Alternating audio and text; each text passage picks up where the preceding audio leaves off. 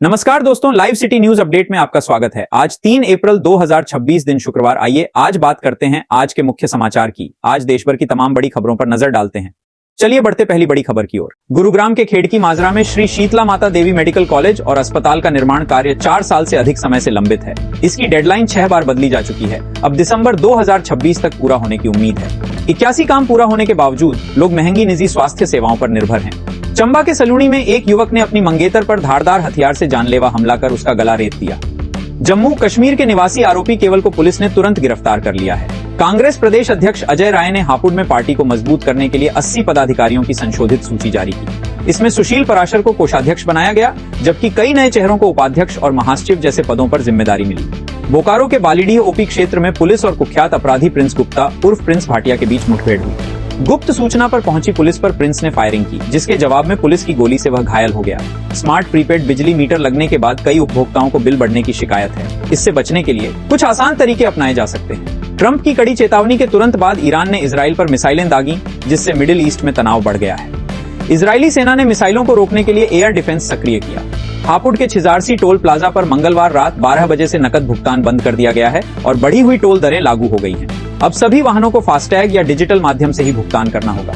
दिल्ली के civil line स्थित 33 शामनाथ मार्ग का ब्रिटिश कालीन बंगला दशकों से मनहूस माना जाता है।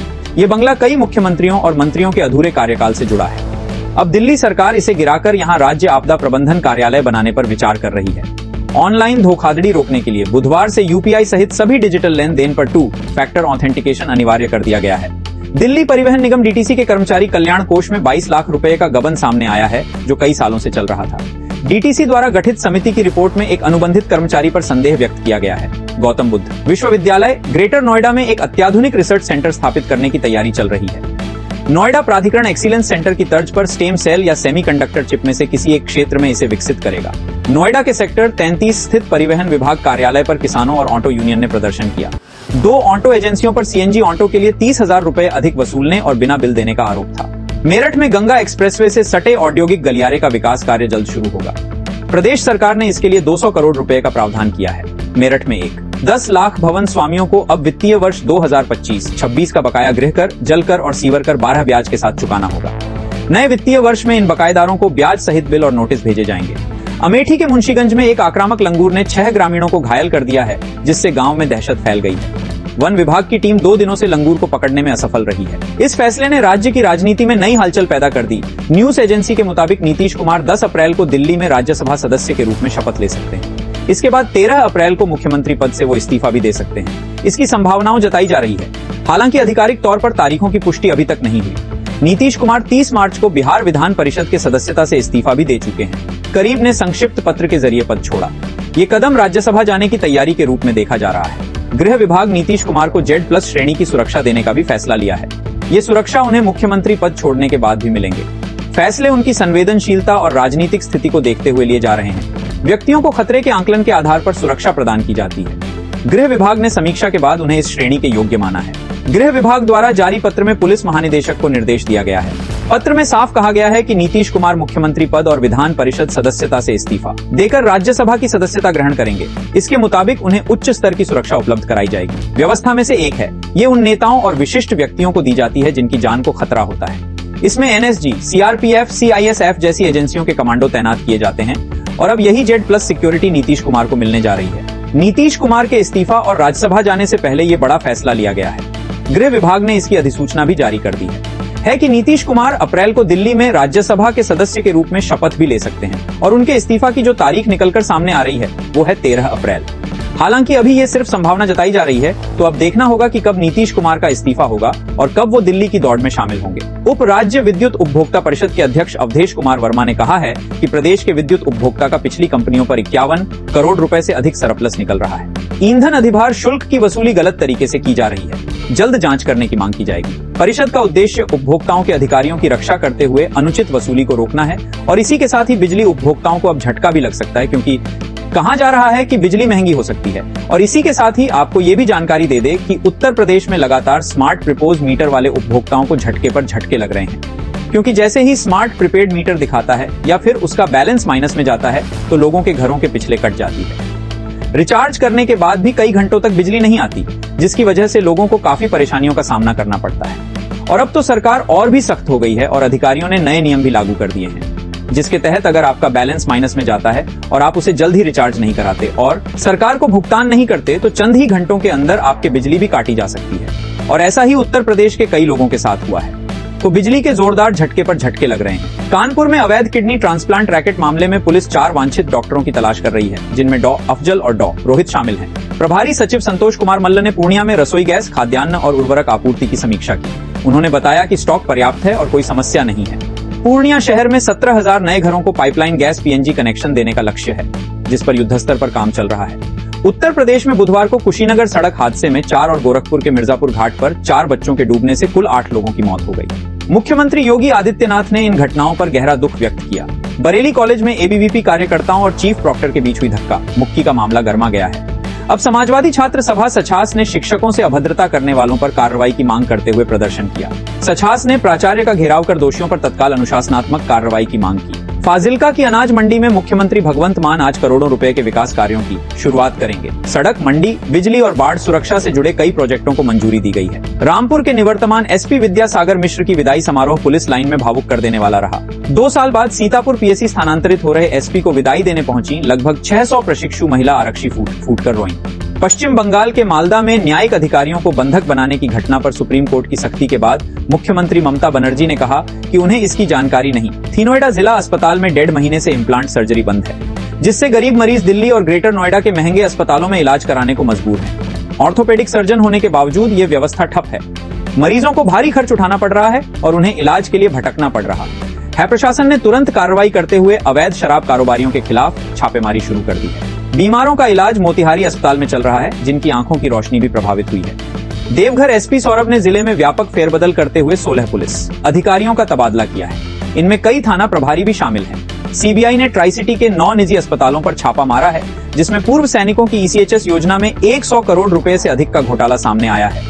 फर्जी मरीज, जाली बिल और नकली टेस्ट रिपोर्ट बनाकर यह धोखाधड़ी की गई। इस सुनियोजित फर्जीवाड़े में अस्पताल, डॉक्टर और लैब शामिल थे, जिसका केंद्र सेक्टर 38 था।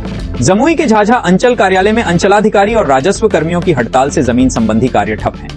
वीडियो को सीओ का प्रभार तो मिला, पर तकनीकी खामियों के कारण ऑनलाइन सेवाएं बाधित हैं। डोंगल सक्रिय न होने और आईडी न बनने से जमाबंदी और नामांतरण जैसे महत्वपूर्ण कार्य 1 महीने से रुके हैं। भागलपुर जिला शिक्षा विभाग ने शैक्षणिक सत्र 2026-27 के लिए स्कूलों को निर्देश दिए हैं। अब छात्रों को permanent education number, student code या अपार आईडी न होने पर नामांकन से वंचित नहीं किया जाएगा।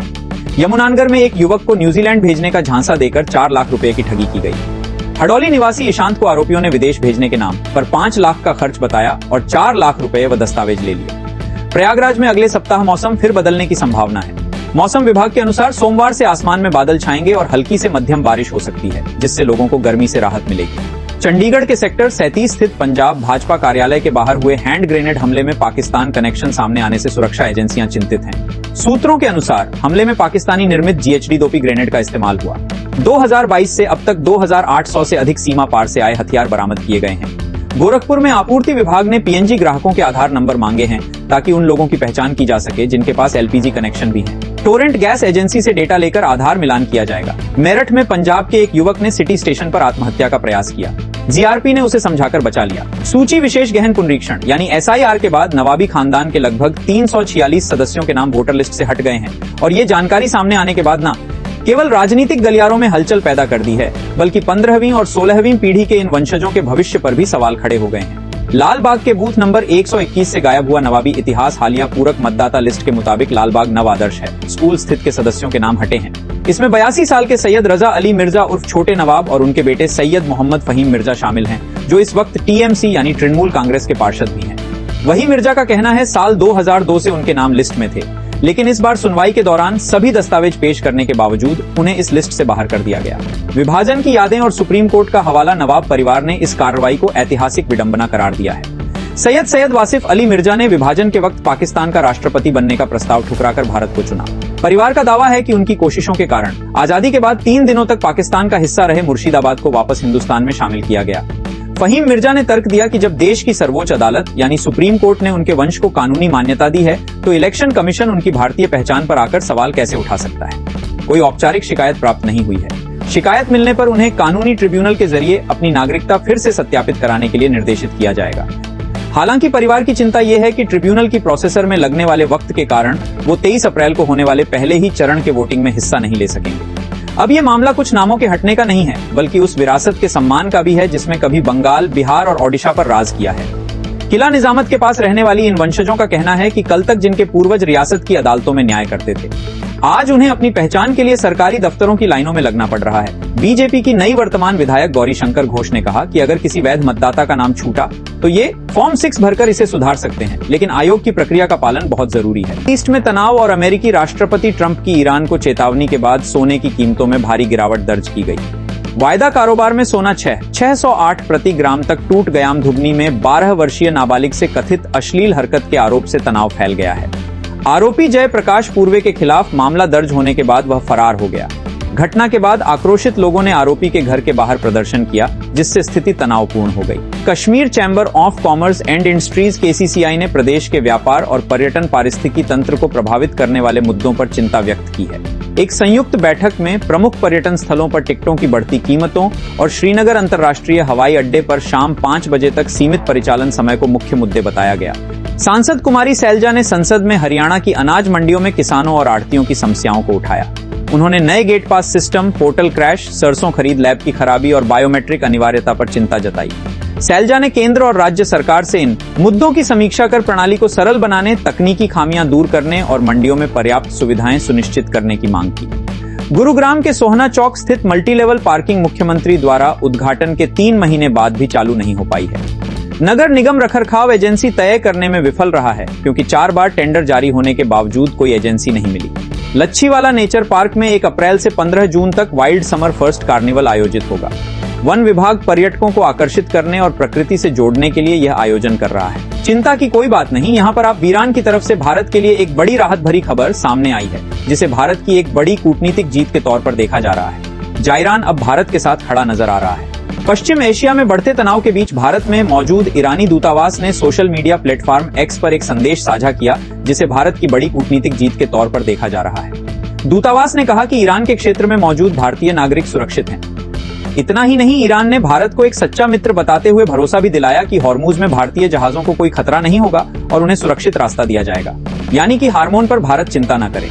ये ईरान की तरफ से अब एक बड़ा संदेश दिया गया है। ये दोस्ती सिर्फ बातों तक सीमित नहीं है। जब दुनिया में तेल का संकट बनवा रहा है, तब 2019 के बाद पहली बार ईरान से भारत के लिए कच्चे तेल की एक बड़ी खेप रवाना हुई है। ईरान के खार गाइडलाइन से 6 बैरल कच्चा तेल लेकर जहाज और बढ़ रहा है। और यहाँ ईरानी की बात यह है कि ईरान पर अमेरिकी प्रतिबंधों के बावजूद भारत ने अपनी कूटनीति के दम पर 30 दिनों की विशेष छूट का फायदा उठाकर ये डील की है। ये भारत की मजबूत कूटनीति का ही नतीजा है। हार्मोन इस वक्त जंग का मैदान बना हुआ है, जहां अमेरिकी राष्ट्रपति डोनाल्ड ट्रंप ये चेतावनी देते थे कि जल्द से जल्द ईरान हार्मोन खोल दे, नहीं तो लगातार जो हमले हैं वो और ज्यादा तेज होते हुए नजर आएंगे। लेकिन इस वक्त यहां से दुनिया का 20-30%। वहीं ट्रंप की बात करें तो वो इस युद्ध में अब फेमस नजर आ रहे हैं। ट्रंप को लगातार अपने दोस्तों से ही झटके मिलते हुए नजर आए। ब्रिटेन के प्रधानमंत्री कीर स्टारमर ने सीधे तौर पर कहा कि ये ब्रिटेन का युद्ध नहीं है और हम इसमें शामिल नहीं होंगे। ब्रिटेन ने 35 देशों की एक मीटिंग बुलाई है ताकि हार्मोज के रास्ते को फिर से खुलवाया जा सके। वहीं दूसरी ओर डोनाल्ड ट्रंप ये दावा कर रहे हैं कि उन्होंने ईरान की मिसाइल और नेवी क्षमता को लगभग खत्म कर दिया है। ट्रंप की तरफ से चेतावनी दी गई है, अगर ईरान में समझौता नहीं किया तो अमेरिका का उसे स्टोनित यानी कि पाषाण काल में भेज देगा। ट्रंप के मुताबिक अमेरिका 2 से 3 हफ्ते में ईरान में अपना मिशन खत्म कर सकता है। लेकिन जो एक्सपर्ट्स हैं वो ट्रंप के इस बयान को उनकी बेबसी के रूप में देख रहे हैं, क्योंकि यहाँ पर डोनाल्ड ट्रंप अब इस युद्ध में अकेले पड़ते हुए दिख रहे हैं। जिस तरह से उनके दोस्तों ने उनका साथ नहीं दिया, उसके बाद डोनाल्ड ट्रंप बौखलाए और उन्होंने सीधे तौर पर यह कहा कि हार्मोन खुलवाना सिर्फ अमेरिका का काम नहीं है। वो इन धमकियों के बीच उड़ान झुकने को तैयार नहीं है। ईरान के सुप्रीम की मोहसिन रिजी उन्होंने 2 कहा कि हम तब तक नहीं रुकेंगे जब तक दुश्मन को पछताने पर मजबूर ना कर दें। ईरान का कहना है कि युद्ध कब खत्म होगा, इसका फैसला सिर्फ ईरान की जनता और उनके नेता करेंगे। ये साफ है कि एक तरफ युद्ध की आग भड़की हुई है तो दूसरी तरफ भारत अपनी मजबूत कूटनीति से अपनी ऊर्जा सुरक्षा सुनिश्चित कर रहा है। ईरान का ये रुख दिखाता है कि वो भारत पर भरोसा करता है। भारत लगातार ईरान के साथ संपर्क में है। विदेश मंत्री एस जयशंकर की बातचीत ईरान के विदेश मंत्री अब्बास अराक्ची से हो रही है। वहीं मसूद पे जिसकिन से भी प्रधानमंत्री नरेंद्र मोदी की बात हुई तो लगातार भारत और ईरान के बीच जो संपर्क है वो बना हुआ है और भारत सरकार ईरान की स्थिति पर नजर बनाए हुए है। प्रधानमंत्री नरेंद्र मोदी ने भी संसद से ये कहा था कि अगर ये युद्ध और ज्यादा खिंचता है तो फिर इसके गंभीर परिणाम पूरी दुनिया को भुगतने होंगे। लेकिन अब यहाँ पर हार्मोन पर ईरान की तरफ से भारत को लेकर एक बड़ा बयान सामने आया है, जिसे भारत के लिए एक बड़ी राहत के तौर पर देखा जा रहा है। अमेरिका, इजरायल, ईरान संघर्ष के कारण उर्वरक आपूर्ति बाधित हो रही है। इससे वैश्विक खाद्य सुरक्षा पर गंभीर खतरा है। प्रोफेसर राजीव के वार्ष्णेय ने इस दौर में बिना पैदावार घटाए उर्वरक की बचत पर शोध कर रहे हैं। जमुई में बिजली विभाग बकाया बिल और चोरी के खिलाफ सख्त कार्रवाई कर रहा है। 22 दिनों में 115 उपभोक्ताओं पर एफआईआर दर्ज की गई है, जिससे जिले में हड़कंप है। विभाग मार्च के लिए 5 करोड़ राजस्व संग्रह का लक्ष्य पूरा करने हेतु सक्रिय है। पश्चिम एशिया में युद्ध संकट के बाद हरियाणा में कमर्शियल गैस सिलेंडरों की आपूर्ति फिर से शुरू हो गई है। एजेंसियों को 15 दिनों के कनेक्शन के आधार पर 20 सिलेंडर मिलेंगे। आगरा में मुख्यमंत्री पर्यटन स्थल विकास योजना के तहत 3 प्रमुख परियोजनाओं को मंजूरी मिली है। गुरुद्वारा गुरु का ताल में 5-8 करोड़ रुपए की लागत से मल्टीपर्पज हॉल बनेगा, जिसकी पहली किस्त 9 करोड़ रुपए जारी हो गई है। ताजगंज के पथवारी मंदिर और गुम्मट स्थित मंदिर के विकास के लिए भी क्रमशः 52 लाख और लगभग 50 लाख रुपए की पहली किस्त जारी की गई है। टेंडरिंग के बाद कार्य शुरू होगा।